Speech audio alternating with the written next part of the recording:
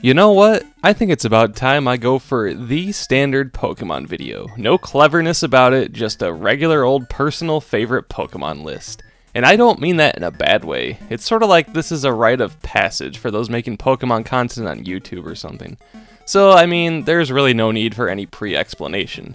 All I'll say is that any Pokemon goes, and I will not be combining any into one spot. If I want to have two from the same evolution line, they will be appearing as separate entries, since they are still separate designs. Also, I'll be doing this in a similar fashion as I did in my worst designs video, where I'll briefly explain their origin and stuff.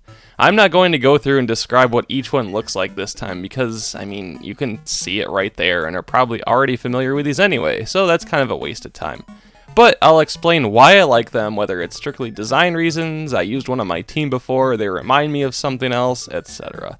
And once again, any factual info will be lifted right from Bulbapedia. I don't pretend to know everything, and if you disagree with something, I'm just the messenger. Okay, these are my top 20 favorite Pokemon of all time. Number 20, Sandile. This was actually a tough one because I love both Sandile and Crocorock, but in the end, I went with the four-legged friend. Sandile is the Desert Croc ground Dark-type Pokemon first seen in Black and White. It is based on a baby form of a slender-snouted crocodile, and the Nile crocodile with the stripes and black around its eyes resembling a burglar with a mask or sunglasses, hence the dark typing. It is the first final form of a three-part line when it evolves into Crocorock at 29 and Crocodile at 40. The name Sandile is a combination of sand and crocodile, as well as a play on the word sandal. I think the Sandile line is one of the more underrated evolution lines in Pokemon. They don't seem to be brought up much, and that kinda surprises me. Although the step from Crocorock to Crocodile isn't all that different. It gets bigger and turns red. But Sandile stands out the most to me and is one of the only two Gen 5 Pokemon on my list. Spoiler. My favorite video game of all time is Super Mario RPG, and one of the first bosses you encounter is named Croco, the purple crocodile with a top hat who steals Mallow's frog coin. Seeing this evolution line always reminded me of Croco, so I was naturally drawn to it. None of these are purple or wear a hat, but they are crocodiles that are thieves. Pokemon can be criticized for either looking too human or not different enough from real animals, and Sandile could be riding that line of the latter, but for me it works. Sometimes you just need a sand crocodile with sunglasses. Number 19, Metagross. This is one that I've really come to appreciate over the years. I didn't first play Ruby or Sapphire until years after their release, so Gen 3 wasn't really a thing for me back then. But Metagross is the Iron Leg Steel Psychic type Pokemon first seen in Ruby and Sapphire. Metagross is based on a few different things like a robot, a supercomputer, a spider, a UFO, and a lander. Its face is based on the Anti-Kythera mechanism, yeah I said it, and an ancient analog computer. The name Metagross is a combination of metal and cross, and also gross in reference to its weight of 1212, as a gross in terms of measurement is 12 by 12. That's honestly pretty creative. It is the final evolved form of Beldum and Metang at level 45. So yeah, I don't really know why Metagross didn't stand out to me too much at first. I feel like the Gen 3 Pokemon had the biggest improvement for me overall as time goes on. Like I said, I first played Sapphire on an emulator years after it came out, so I have little nostalgia for it. But I think it hit me one time when I was watching The Spy Who Loved Me. Let me explain. As you probably know, I'm a huge James Bond fan, as my channel started out as a Bond channel but never took off in that manner. So in The Spy Who Loved Me, the villain's lair is known as Atlantis, and it looks strikingly similar to Metagross. So it just kinda hit me one day and I was like, wow, Metagross is a really awesome design. Plus, Steel Psychic is a cool combination. Although there are a few others, this line was the first. Also, Metagross is an absolute beast too. I'm ashamed to say I haven't actually used one on one of my teams, which is kinda surprising, and I don't really know why I haven't. Metagross is just a great design, and in my opinion, one of the best Steel types in all of the franchise. Number 18, Sirfetch'd. Oh yes, a Gen 8 Pokemon actually made the list. But first discovering this one was a surprise, and I loved it immediately. Sirfetch'd is the wild duck fighting type Pokemon first seen in Sword and Shield. It is the final evolved form of the Galarian Farfetch'd after it lands 3 critical hits in one battle, so it has weird evolving circumstances. It is based on a pekin duck and a knight, specifically Sir Lancelot. The name Sirfetch'd is a combination of Sir and Farfetch'd. So yeah, I assume like most probably thought, Farfetch'd was never a Pokemon that stood out much. It was basically a joke Pokemon for Gen 1 of a duck carrying a leek. In the original games, it was only acquired through an in-game trade and was never meant to be taken too seriously or be seen as a reliable team member. In fact, I bet most traded for it and just used it for cut or fly. And then nothing happens with Farfetch'd until Sword and Shield when there's the Galarian form who becomes Sirfetch'd. When I first learned of this, I was instantly on board and had one on my first Sword team for the rest of the game. I absolutely love that the leek Farfetch'd carries has now become a Sword and Shield, and Sirfetch'd's white coloring looks great. And it has pretty high attack, making it a decent team member. I never thought an additional evolution to Farfetch'd would be something I gravitate toward, but I'm certainly all about it. In my opinion, the best Pokemon to come out of Gen 8. Number 17, Beedrill. This one may come as a surprise, as I doubt Beedrill tends to be atop many people's lists, but it's likely the first finally evolved form you could ever get in Pokemon because it evolves so fast and so early. Beedrill is the Poison Bee, bug poison type Pokemon first seen in Red and Blue. It is the final evolved form of Weedle and Kakuna at only level 10. It was also given a Mega Evolved form in Gen 6. Beedrill is based on the Japanese Honeybee, Asian Giant Hornet, and Yellow Jacket with spikes for arms. The name Beedrill is just a combination of bee and drill. So I'm gonna be honest, part of the reason why Beedrill became one of my favorites is that I think it has the best cry in all of the games. I can't explain it, it's just pleasing to hear. And like I said with my Sandile entry, Beedrill could be crossing the line of simply looking too much like a bee to some. But the fact that it has these scary looking spikes for arms is such a cool look for an early designed bug Pokemon. Some of the bug Pokemon in Gen 1 were pretty intimidating looking. Beedrill has spikes for arms, Pinsir has spiky pinchers on top of its head, Scyther goes a step beyond with Grim Reaper scythes for arms. But Beedrill has become my favorite of all of those, and the time it takes from starting a Kanto game to being able to get a Beedrill is pretty quick. Viridian Forest is right at the beginning and you can level up a Weedle or Kakuna to level 10 in little time. Beedrill eventually becomes a less strong team member as the game goes on, but its signature move of Twineedle is really quite underrated for the majority of the game, especially Gen 1. In my Overgrowth Challenge video, I learned this firsthand by having Beedrill be one of my 4 team members. Beedrill is one of the classic bug types and remains to be a personal favorite of mine. Number 16, Rayquaza. Spoiler here, Rayquaza is the only legendary on my entire list. Articuno came close and would probably end up being on a top 25 list if I went that far. But Rayquaza slowly became my favorite legendary Pokemon. Rayquaza is the sky-high dragon flying type Pokemon first seen in Ruby and Sapphire. Rayquaza's design is based on a Chinese dragon and the Lindworm, as well as the Aztec god Quetzalcoatl, the creator of the boundary between earth, sea, and sky. The name Rayquaza is a combination of the words Ray and Quasar, an astronomical term for an active galactic nucleus. It also comes from the Japanese words Reku, Za, Seiza, and Oza, meaning skyrending, seat, constellation, and throne, respectively. So I don't know, I'm one that never really gets excited for legendary Pokemon. A lot of them look either too complicated or don't stand out enough from one another. I still struggle to remember the Gen 4 and 5 legendaries from one another. I just had to look up Zekrom's name because I couldn't remember it. But as far as other legendaries go, I really do like Articuno, Zapdos, and Groudon, but topping them all is Rayquaza. Rayquaza always reminded me of Shenron from the Dragon Ball series, and that's probably partly why it stands out to me. It just looks like it should be the god of the sky, and I love that it is the one to quell the battle between Groudon and Kyogre. Even with those legendaries being the ultimate ancients of land and sea, Rayquaza is still the one to keep them both in check. Back when I 100%ed the Sapphire decks a few years ago, Rayquaza was the one I would take with me everywhere. Oh, I need to grind a bunch of levels to evolve a certain Pokemon? Yeah, take them with me into the Elite Four and straight up dominate with Rayquaza. So yeah, this is a top tier legendary that just happens to be my favorite. Number 15, Omastar.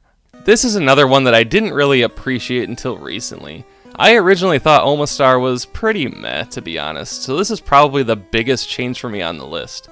Omastar is the Spiral Rock Water type Pokemon first seen in Red and Blue. It is the final evolved form of Ammonite at level 40.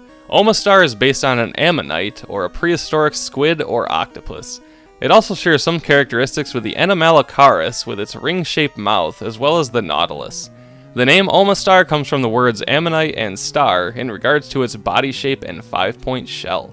I don't think I really began to appreciate Omastar until I got one in Pokemon Go, I believe. Omastar was my second perfect 4-star one that I got back in 2017, and I grew to love it from there. It's a bit of a creepy design with the wide-eyed tentacle arms and 4-fanged mouth in a circle, but I love it. I wouldn't want to encounter one in the wild, so I can admire it from afar. It's also kind of Cthulhu-esque, which is cool. I have used Omastar on a couple Pokemon teams, and of course it was the one I used a lot in Pokemon Go. I don't really have too much more to say about it, I just love the design. Nothing against Kabutops or anything, but I always go for that lovely Helix fossil if I'm trekking through Mount Moon. Madrybred would be so proud of me. Number 14, Primeape. Back-to-back Gen 1s, I know, and oh, there will be more. But come on, Primeape is great, and even the mighty Ash Ketchum had one. Primeape is the pig monkey fighting-type Pokemon first seen in Red and Blue. It is the finally evolved form of Mankey at level 28. Primeape is based on both a pig and a baboon, as well as the snow monkey. The name Primeape is a combination of prime, primate, and ape. Primeape remains to be one of my favorite Pokemon names. It almost seems too perfect to combine prime and ape into one name. The fact that it has a pig nose doesn't really matter, but it's a cool little addition. Primeape is my favorite fighting type Pokemon too, which is actually a type that I've grown to love. I haven't done it yet, but sometime soon I want to do a casual run of a game using Gym Leader Chuck's team of just Primeape and Poliwrath. It sounds fun to me. I love that it's a pig monkey with boxing glove hands that looks so enraged all the time, while still looking like it would be soft to pet. If Pokemon were real, Primeape would be a pretty fantastic companion in my opinion. It's far from being the strongest fighting type, but with a great design and pun name, Primeape has to be up there for me. Number 13, Scizor. One of the original additional evolutions that got added from a previous generation. This was one that I liked right away, and I have certainly used one on multiple teams over the years. Scizor is the pincher bug steel type Pokemon first seen in Gold and Silver. It is one of the added on final forms of Scyther when it is traded over holding a metal coat. Scizor is based on a mantis and a wasp-manted fly. The name Scizor is a combination of scissor and razor. So one of the first Pokemon I ever really liked was Scyther, but that kind of died down for me over the years. I've mentioned this before, but I found it to be pretty annoying in the anime. But then they go and give it a new evolution of Scizor, and it became one of my favorites from Gen 2. I love the red coloring and that it gets a more serious look to it as opposed to Scyther. It loses the deadly looking scythes, but gets claws that look almost a bit like Trapinch, even though that came later. Still an interesting observation. And yeah, Scizor has been a long-term favorite of mine to use on certain playthroughs. What's pretty interesting though is that Scizor isn't necessarily the better Pokemon if you evolve it from Scyther. Scizor only gains more attack and defense and loses quite a bit of speed, but the typing is what switches it up. Scyther is 4 times weak to rock and Scizor is 4 times weak to fire, but resists a lot more due to its steel typing.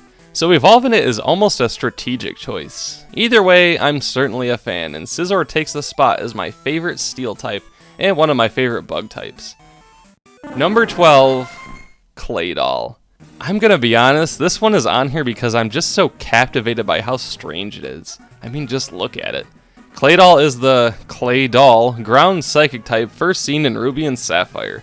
It is the finally evolved form of Baltoy at level 36. Claydol's design is based on the Japanese Dogu clay figurines meant to resemble a spaceman. The name Claydol is a combination of, clay and doll. Also idle. Claydol is one of those that just gets weirder the more you try and figure it out. It's almost like an optical illusion. If you try and single out 2 of its eyes and beak thing, it looks a lot like an owl. Then you remember that these eyes and beaks surround its entire head. But then you could look at the face-looking thing on its body and you're like, wait, is that its face? What are those arm things? Is it an upside-down top? But in my opinion, all of these questions are positives. I've always been drawn to the creepier-looking Pokemon as long as they're cool creepy, and Claydol fits the bill for that one. Also, black is my favorite color, so I love the contrasting red, white, and yellow. And to this day, Baltoy and Claydol are the only ground psychic types, so that makes them pretty unique too. I used a Claydol on my last playthrough of Sapphire, and although it's more defensive based, it was a fairly strong team addition. It's just a weird looking thing that appeals to me. I would love to have my own little Claydol figurine for my desk someday. Number 11, Duskull. Okay, yes, if you watched my Middle Evolutions video, I was called out by multiple people on how I pronounced Duskull. I know it's Duskull, but my mind can't help but see the DU and think Duskull. Everybody has some Pokemon names that they either mispronounce the first time they saw it or even still mispronounce. So yeah, just know that it's Duskull. Duskull is the Requiem Ghost-type Pokemon first seen in Ruby and Sapphire. It evolves into Dusclops at level 37 and was given an additional evolution of Dusk Noir in Gen 4. Duskull is based on the Grim Reaper, or the Namahage, which is basically the Japanese boogeyman. Its shape is also similar to the Hitodama, the Japanese representation of the human soul. So over time, Ghost has slowly become my second favorite type, only behind Ground. But I say it took a while because among the first two generations, there was only Ghastly, Haunter, Gengar, and Misdreavus. None of those would be near my favorites list, but when Gen 3 came along, they added a handful of more Ghost types, with Duskull and Dusclops being among them. But I just love this design. It has a skull face with two eye sockets, but only a single red eye behind it. And apparently the skull is a mask, according to Bulbapedia, so is its robe body also just robes, and that means Duskull itself is actually just the singular red eye? However you view it, I love it. It's a great creepy ghost design that's pretty simple in concept. And while Ruby and Sapphire aren't among my favorite games, I love the look of crossing Route 22 in order to reach Mount Pyre, where you can find Duskull. So while Duskull isn't my absolute favorite ghost Pokemon, it's easily one of the top ones for me. Number 10, Umbreon. Alright, we have now reached the top 10, and this is one that I've come to realize would be on my list over the years. Umbreon is the Moonlight, Dark-type Pokemon first seen in Gold and Silver. It is one of the many evolved forms of Eevee if it has high friendship at night. Umbreon is based on either a black cat or the moon rabbit. The yellow rings are based on lunar markings of Egyptian cat statues. Another theory is an Aztec deity by the name of Tezcatlipoca who took the form of a black jaguar with yellow bands. The name Umbreon is a combination of Umbra, the darkest part of an eclipse, also meaning shadow, and Eon, meaning a long period of time. To be honest, it's really hard to go wrong with any of the evolutions, or even Eevee itself. They're all great and well loved by many. If any of them are somebody's favorite Pokemon, I would be like, yeah, I get it. For a long time, Flareon was my favorite evolution, and while I still love Flareon, it just barely missed the list. Umbreon, however, has taken that place. What's weird is that the first time I played my Silver version, I loved Espeon a bit more than Umbreon. But since black is my favorite color, I grew to really love its sleek, deep black look with the contrasting yellow rings. It's such a great look. And I think its shiny version is even better with the light blue rings. I've used multiple Umbreon on teams throughout the years, and the only drawback is that I really don't enjoy those who evolve through friendship. But I guess it's rewarding when it finally happens. But Umbreon is the most well-rounded defensive evolution with high defense and special defense. And it gets the distinction of being one of the first ever dark Pokemon. So there's a lot to love with Umbreon, and I'm not alone in this. In a 2020 poll, Umbreon ranked as the favorite evolution, the favorite Gen 2 Pokemon, and placed number 5 on an all-time list. So I guess I'm just with the majority on this one. Number 9, Bulbasaur. Number 1 in the National Dex and number 9 on my all-time list. Bulbasaur is the original Pokemon. It may not have been the first ever designed or the company's mascot, but everybody seems to at least like or love Bulbasaur. Bulbasaur is the seed, grass, poison type Pokemon first seen in Red and Blue. It evolves into Ivysaur at 16 and Venusaur at 32. Bulbasaur is simply based on a frog. The bulb resembles a lily or onion. And interestingly, Venusaur was designed first, then Ivysaur and Bulbasaur last. That's some fun knowledge there. The name Bulbasaur is a combination of bulb and saur, the suffix for extinct reptiles, even though it's more amphibian-like rather than reptilian. So yes, Bulbasaur was my first ever Pokemon in any video game form. So part of it placing at number 9 is certainly nostalgic, but even aside from that, Bulbasaur is an excellent design. Even not really knowing anything about the starters or what they evolved into during my first playthrough of Blue back in 1999, I still instantly pick Bulbasaur just by going off of that original Gen 1 sprite. I also loved Ash's Bulbasaur in the anime too. It acted as the protector of some wild, abandoned, or injured Pokemon, so that's a pretty strong introduction.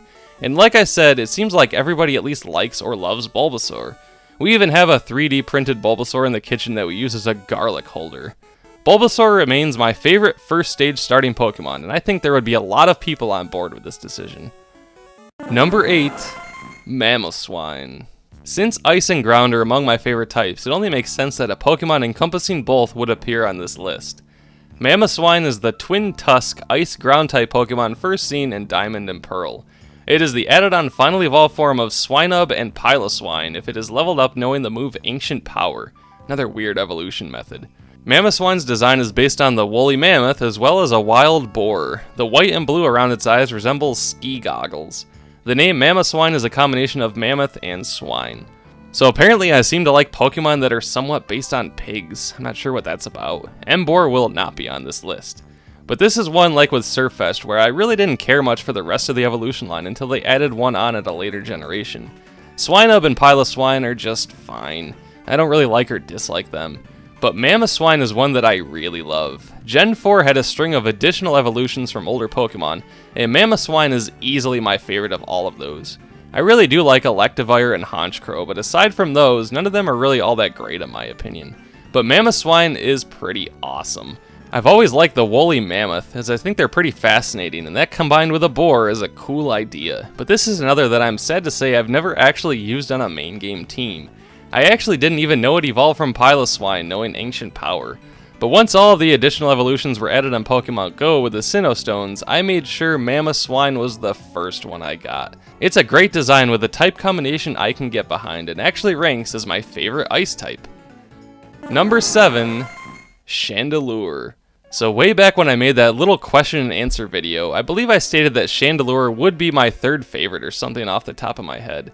And after actually sitting down to analyze this list, that isn't exactly true, but number 7 is still really high. Chandelure is the luring ghost fire-type Pokemon first seen in Black and White. It is the final evolved form of Litwick and Lampent when exposed to a Dusk Stone. Chandelure is based on a chandelier, of course, as well as the Will-O-Wisp, a ghostly light that can appear to travelers in English folklore, as well as the Hidadama, which I actually already mentioned in the Duskull entry. The name Chandelure is a combination of chandelier and lure. So while a lot of Pokemon based on inanimate objects can garner a lot of criticism, Chandelure is one that I think tends to be the exception for a lot of Pokemon fans, and obviously myself. The deep black lines with the contrasting bright colors and being a ghost type means this is naturally going to appeal to me. The solid, lifeless yellow eyes, the blue flame, the clear-looking blue globe in the middle, I just love this design. Chandeliers are often associated with big haunted houses, so this one just makes sense to me that it would be a sentient ghost. And according to Pokédex entries, its flame doesn't cause a physical burn, but it straight up burns your spirit. This thing gets real. I'm a sucker for Pokemon that are both creepy and cool, and Chandelure checks all the boxes for me. I recently used one on a playthrough of the X version where I only used fire types, and Chandelure became easily my favorite of the bunch. Number 6, Dusclops. You know, I say that ground is my favorite type, but it's really hard for me to justify this with all of the ghost ones I've included here. But my list actually does have more ground types in the end, you'll see. Either way, it's a close call for me. Dusclops is the Beacon pure ghost type Pokemon first seen in Ruby and Sapphire. It is the middle evolved form of Duskull at level 37, and it was given the additional evolution of Dusknoir in Gen 4, but yeah, I already covered this. Dusclops is based on the Hidosume Kozo, a Japanese Cyclops ghost. It's also similar to Shoshin Obaki, which are one-eyed haunted paper lanterns. And finally, it looks like a mummy. The name Dusclops is a combination of Dusk and Cyclops. So for the first time on this list, I have two from the same evolution line. I love Duskull, but I love Dusclops even more. And yet again, this is one that falls in the creepy and cool category for me. Its singular red eye and outstretched mummy arms makes it look like it's going to come get you. This one always reminded me of the Gyarados, the mummy creatures from the Zelda series, but more specifically from the 2D Zelda games like the original Legend of Zelda or Link to the Past. It's probably one of the scarier looking Pokemon to think of encountering in the dark. Just imagine looking down a pitch black hallway and seeing this one red eye. And according to Pokedex entries, its body is a hollow black hole and nobody knows what happens there. That's scary as heck. I love when Pokemon delves into the horror territory, and Dusclops is a top-notch Pokemon for that. I know Halloween-themed Pokemon exist like Pumpkaboo or Golbat or whatever, but Dusclops is the main one that I think of. Yet it is still not my favorite Ghost-type Pokemon. We'll get there. Number 5, Blastoise. Back to the original Gen 1 starters again. For many, many years, I claimed that Blastoise was my favorite Pokemon of all time. That has clearly changed with it dropping to number 5. Blastoise is the shellfish, pure water-type Pokemon first seen in Red and Blue. It is the final evolved form of Squirtle and Wartortle at level 36. It was later given a Mega and Gigantamax form, neither of which are nearly as good in my opinion. Blastoise's design is based on a turtle and a tank. Its cannons are said to be based on functioning tubes found in mussels and other shellfish. The name Blastoise is a combination of blast and tortoise. So I've made it no secret many times that Blastoise absolutely owns Charizard in every way, and I will die on this hill. Even though Blastoise is no longer my absolute favorite Pokemon, I still love it, of course. It is my favorite of any stage of any starting Pokemon, so it still retains that honor. And I think a lot of that is due to it being one of the first Pokemon that I saw that reminded me of something else that I liked. I've been a huge fan of 60s and 70s progressive rock for the majority of my life thanks to my brother, and one of the first prog bands I got into was Emerson, Lake and Palmer. In 1971, they released an album called Tarkus, which was about a creature that was half armadillo, half tank. And I think you can see where this is going. I feel like Tarkus straight up could have been a Pokemon design, so Blastoise is about as close as it gets. The song itself is over 20 minutes long, and at the end, Tarkus itself becomes aquatic with the new name Aqua Tarkus. I'm certainly not saying Blastoise's design has anything to do with Tarkus, but the similarities with Aqua Tarkus is pretty coincidental to me. It becomes a water-based tank hybrid creature. But with all of that aside even, Blastoise is just awesome. A turtle with water cannons. Yeah, I'm game. I feel like it never got the love it deserves in the anime, at least in the original series when I used to watch it. Of course, Charizard got all the glory, but I'm not bitter about it. Absolutely not. I've used many, many Blastoise on my Pokemon teams over the years, and I will probably continue to do so. Number 4, Drifblim. That's right, we've finally reached my number 1 favorite Ghost-type Pokemon in the game. It's so close between Drifblim and Dusclops, but I ultimately went with Drifblim being higher. Drifblim is the Blimp, Ghost Flying type Pokemon first seen in Diamond and Pearl. It is the final evolved form of Drifloon at level 28. Drifblim's design is based on a hot air balloon. The yellow X on its mouth looks a lot like a bandage. It also resembles a box jellyfish, as well as Japanese ghost stories with ghosts resembling balloons. The name Drifblim is a combination of drift and blimp. As far as the ghost Pokemon that I really like goes, Drifblim ends up looking more cute than creepy. It has these tiny red eyes with a yellow X mouth over a purple balloon body. For whatever reason, this really works for me. Drifloon is also really awesome, and I love that a ghost balloon evolves into a ghost hot air balloon. That's pretty clever and pretty simplistic at the same time. This was one that I grew to love the more I encountered it in games over the years. Like with Gen 3, I was not into Pokemon by the time Gen 4 came out. It would be shortly after when I would return to this series, but I did not play Diamond or Pearl when they came out. Since then, though, Drifblim has been my go-to for ghost types on future playthroughs, most recently with Sword and Legends Arceus. If I'm using a team based on personal favorites and Drifblim is an option, I'm going to use it on my team. The only problem with that is it's not incredibly powerful or anything. It has a lot of HP and decent special attack, but that's about it. Its ghost flying typing makes it immune to normal and ground at least, but it's weak to rock, ghost, electric, ice, and dark. But you know what? I don't care. I love Drifblim, and I value using my favorites over ones I can complete games faster with. I will take this ghostly purple hot air balloon any day. Number 3, Sandslash. I feel like these top 3 aren't going to be a surprise to anybody, if you've watched any of my videos before. On any given day, Sandslash could be number 2 or 3. Sandslash is the mouse Pokemon, yeah that's what it says, and is a pure ground type first seen in Red and Blue. It is the final evolved form of Sandshrew at level 22. It was also given an Alola form in Gen 7 where it is an Ice Steel type. Sandslash's design is based on a pangolin, hedgehog, porcupine, and echidna, not really a mouse like its category says. The name Sandslash needs no explanation, sand and slash. So if I'm in the right mood, Sandslash could even be my number 1 favorite Pokemon, but for making this definitive list, I have to place it at number 3. But just know the difference between my number 1, 2, and 3 spot is very minimal. Ground is my favorite type, and Sandslash is one of the first pure ground Pokemon. It was originally exclusive to the blue version, which was my first Pokemon game. I can't be certain, but I believe Sandslash was on my first ever team.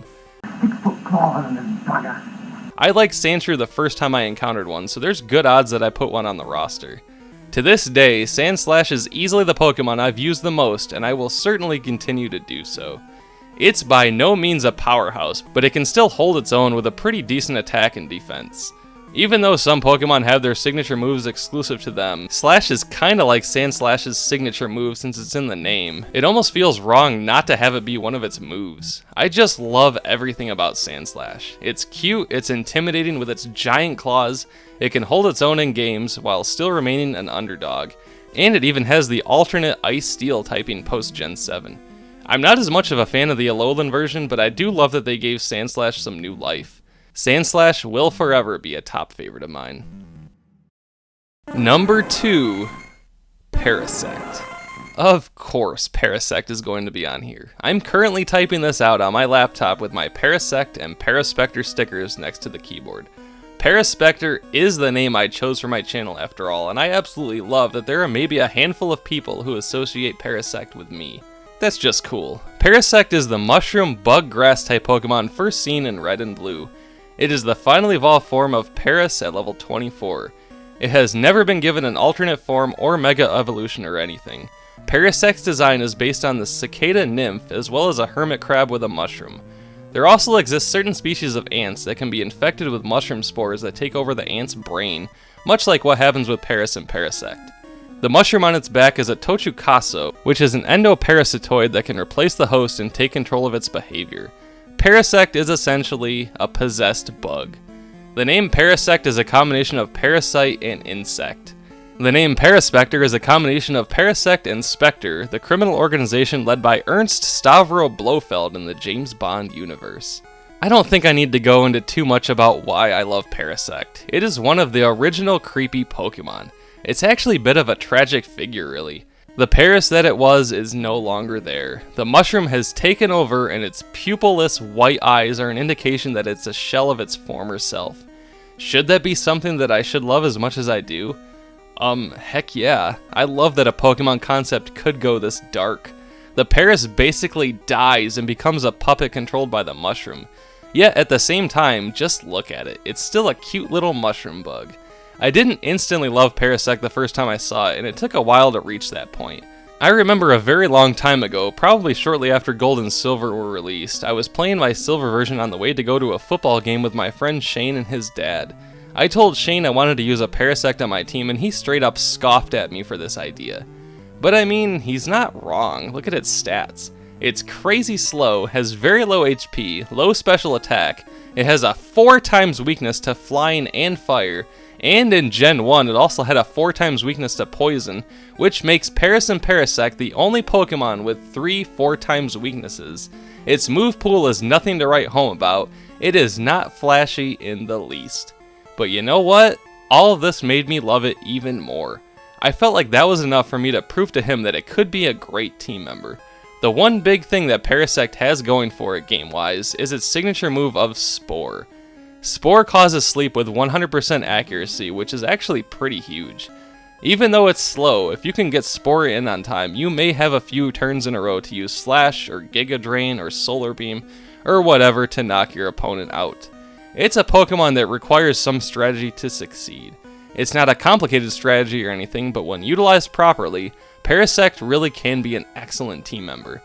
And then Legends Arceus came out and started to become a thing where everybody hates Paras because they are pretty annoying and ruthless in that game. That's honestly pretty funny to me. But to me, Paraspectre is the often overlooked underdog Pokemon that I am proud to use as my inspiration for my name and logo. I'm still a pretty small channel overall, but I am going through my YouTube experience as a Paraspectre would. Just minus the whole possession thing. And I'm not trying to put the viewers to sleep. You know what? Forget the analogy. What I'm trying to say is Shroom Boys for life. A couple quick honorable mentions that just barely missed before getting to number 1, which should be no surprise anyway. Articuno, my second favorite legendary. Flareon, my second favorite evolution. Noctowl, a bit too owl looking that I wish was a psychic type, but I still love its design. Gardevoir, I know the internet has kind of ruined Gardevoir, but I still really like it. Honchkrow, one of the few Gen 4 add-on evolutions that really improves on the original. Golurk, another great ghost one that comes pretty close for me. And finally, Rowlet, one of the best starters in a very long time. But of course, my number 1 favorite Pokemon of all time is Sandshrew. That's right, even after all of that, not even the Pokemon in my own logo takes the number 1 spot. Sandshrew is the mouse, pure ground-type Pokemon first seen in Red and Blue. It evolves into Sandslash at level 22, which I also already covered. Sandshrew also has the Ice-Steel type Alolan form, which is also my favorite Alolan form. Sandshrew's design is based on an armadillo, a pangolin, and of course, a shrew. The name Sandshrew is just a combination of sand and shrew, nothing to it there. So yes, it might be difficult to articulate just how this little shrew thing would take the number 1 spot over the almost 1,000 types of Pokemon that exist. I would be lying if I said some of it wasn't nostalgia based. If Sandshrew debuted in Gen 8 or something, I would still love it, but I highly doubt it would place at number 1. I've used a Sandshrew so many times on teams over the years, ultimately becoming Sandslash. And it took me a while to fully realize this. Like I said, Blastoise was my favorite for many years, but I kept finding myself being drawn to Sandshrew. I really love how it's an armadillo with a pyramid pattern. Sandshrew being able to curl up into a speedy pyramid ball is just the best. In the episode of the anime with the trainer who overtrains his Sandshrew with a Lion Tamer whip and the water blasts always stood out to me. And yeah, I'm one who actually likes when games have desert levels, or movies or shows taking place in the desert. I really like the desert world in Super Mario Bros. 3, and Sandshrew often reminds me of that. It's just a great early game Gen 1 ground type that isn't real strong or flashy. It has pretty good defense and decent attack, and that's about it. But I have always found myself drawn to Sandshrew since I first found one in my original run on Blue. Sometimes you just see a Pokemon and instantly know it's your favorite. Sometimes it becomes your favorite over time. And I really love the concept that Sandshrew is pyramid themed and Alolan Sandshrew is igloo themed. It's almost too perfect. You could argue that since Sandslash is number 3, it's technically a downgrade for me when it evolves, but really it's easily my favorite evolution line in all of Pokemon. So there you have it, my top 20 list. I feel really good about it too, and who knows, maybe over time there will be others that take over, either currently existing ones or new ones from Gen 9 and beyond. You just never really know which ones will hit the right note, with who and when. And that's one thing that's really great about this series. Sometimes putting a Pokemon on your team you've never used before will change your whole insight on it. Even though they didn't make the list, this has happened to me with Machamp and Lilligant. Some of the most fun I've had is using them on a playthrough, so you just never know. So thank you all once again for checking out these little side videos that I do. They're always fun to plan out for something different from the Paraspectre or TCG challenges. Sometimes it's just nice to sit here and talk about stuff that I like and not plan a whole script for it. If you really love the channel and want to help support it more, do check out my Patreon as I offer some sweet Paraspectre stickers, and I do have some keychains left as well. If not, your subscribe is still enormously huge, but I mean, you all know the drill by now. So thanks for watching, and stay tuned for more content. Paraspectre will return.